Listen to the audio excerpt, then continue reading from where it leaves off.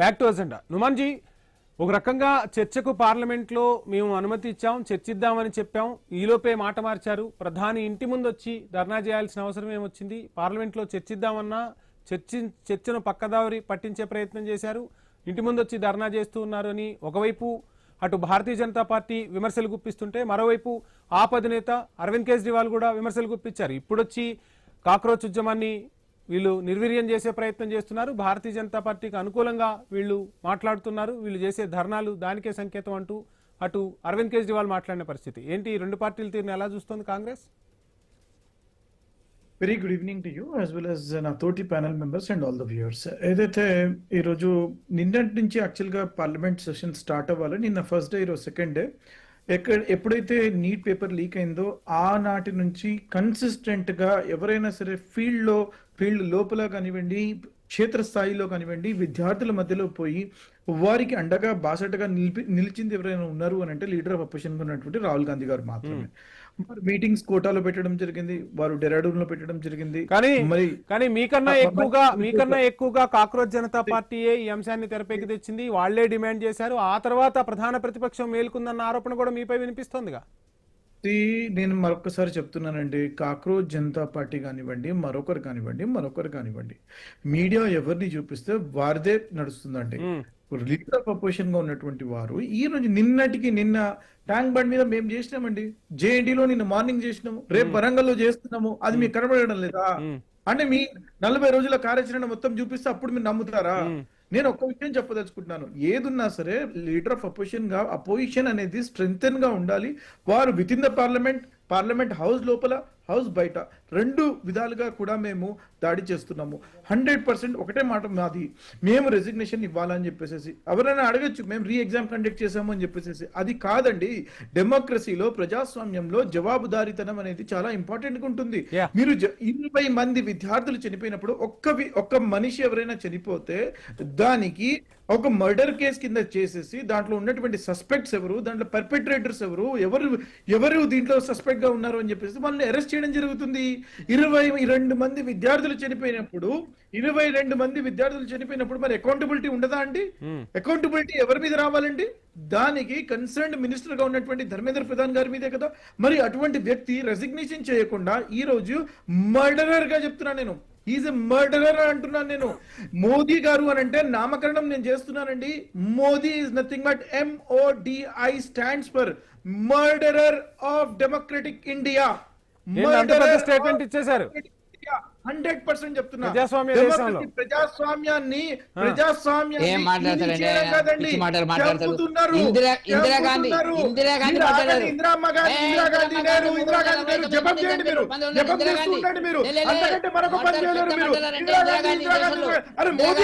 చెప్పు స్వామి.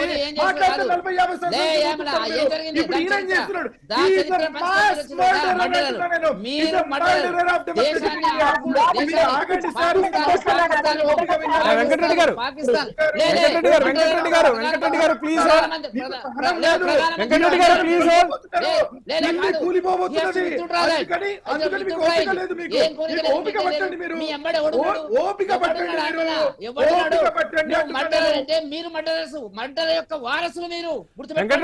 వెంకటరెడ్డి గారు ఈ రోజు విద్యార్థులకు సంబంధించిన అంశం, విద్యార్థులపై చర్చ జరుగుతుంది. విద్యార్థుల భవిష్యత్తుకు సంబంధించి చర్చ జరుగుతుంది. దయచేసి సహకరించండి. వెంకటరెడ్డి గారు ప్లీజ్. వెంకటరెడ్డి గారు ఇక్కడ నాయకుల గొప్పతనం గురించి కాదు సార్ కావాల్సింది. విద్యార్థుల తలరాతలు మార్చే నాయకులు కావాలి. విద్యార్థుల సమస్యలను తీర్చే నాయకత్వం ముందుండాలి. విద్యార్థులకు సమస్యలు వస్తే ప్రధాన ప్రతిపక్షంగా ప్రశ్నించగలగాలి. ఒకసారి జరిగిన తప్పులు మళ్ళీ జరగకుండా చర్యలు తీసుకోవాల్సిన బాధ్యత ఉంది కదా మనందరిపై.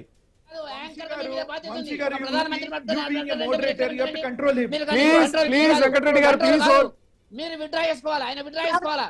ఆయన ప్లీజ్ వెంకటరెడ్డి గారు ప్లీజ్, మీరు ఆ మాట వెనకాల తీసుకోమనండి.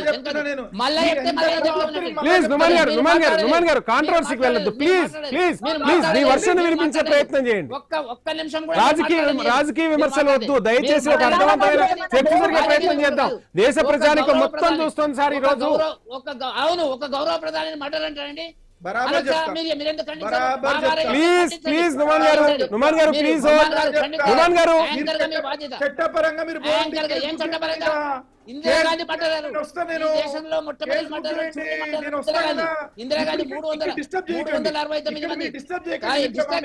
ఆ మాట ఇంకా తీసుకోండి. మామూలుగా మాట్లాడితే లేదు లేదు లేదు లేదు మాట్లాడుతున్నట్టు మీరు చెయ్యకపోతే నేను కూడా చెయ్యను. వెంకటరెడ్డి గారు ప్లీజ్ కోఆపరేట్. లేదు కాదు కోఆపరేట్ కాదు. మీరు ఫస్ట్ ఖండించండి ఆయనను. ఖండిస్తే నేను నుమాన్ గారు రాజకీయ విమర్శలు వద్దు. రాజకీయ విమర్శలు లేకుండా ఒక అర్థవంతమైన చర్చను కంటిన్యూ చేద్దాం. ప్లీజ్ ప్లీజ్ ప్లీజ్ నుమాన్ గారు గౌరవ ప్రధానమంత్రిని అంతా కూడా అంటాడా? గౌరవ ప్లీజ్ నుమాన్ గారు ధైర్యం ఎట్లా అంటాడండి? డెమోక్రసీని అన్నారు ప్లీజ్ ప్లీజ్ ప్లీజ్ ఆ వాక్యాలను వెనక్కి తీసుకునే ప్రయత్నం చేద్దాం. ప్లీజ్ ఇక రిపీట్ చేయొద్దు దయచేసి. సార్ చర్చ కంటిన్యూ చేద్దాం. ప్లీజ్ కోఆపరేట్ చేయండి. ఇద్దరికి కూడా విజ్ఞప్తి చేస్తున్నాం.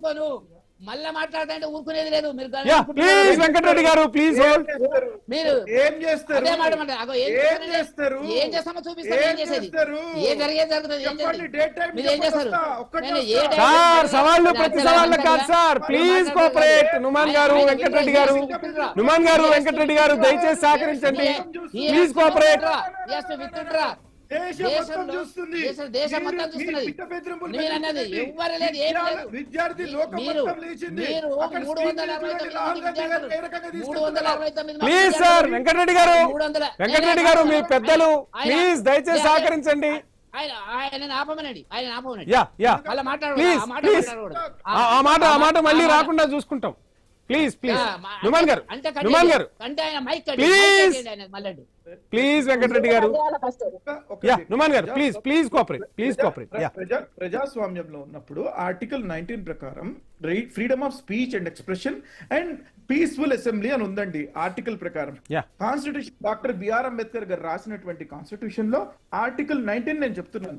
ఒకవేళ పీస్ఫుల్ అసెంబ్లీలో ఎక్కడైనా సరే రాళ్ళు రువ్వడం గానీ ఎక్కడైనా సరే హింసాత్మకంగా మారడం గానీ జరిగితే government law and order fail అవుతుందనే ఉద్దేశంతో మీరు చేయొచ్చు. ఈ రోజు నిన్న జరుగుతున్నటువంటి ప్రక్రియ ఇస్తా మీకు సమయం ఇస్తా. ఈ రోజు ఏ రోజైతే ఎగ్జామ్ పేపర్ లీక్ అయిందో ఆనాటి నుంచి జరుగుతూ వస్తుంది.